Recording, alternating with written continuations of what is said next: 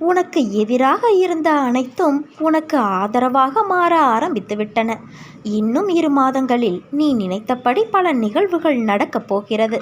அதற்குள் அவசரப்பட்டு நீ பொறுமையை இழந்து எதுவும் செய்துவிடாதே.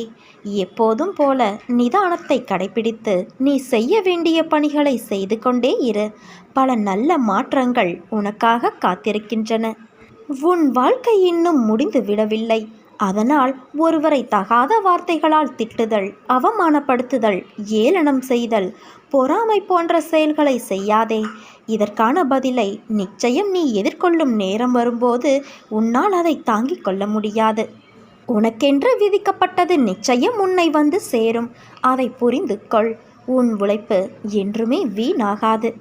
வாழ்வில் லட்சியத்தை அடைய வேண்டும் என்ற எண்ணமும் பொறுப்பும் கண்டிப்பாக உனக்கு இருக்க வேண்டும்.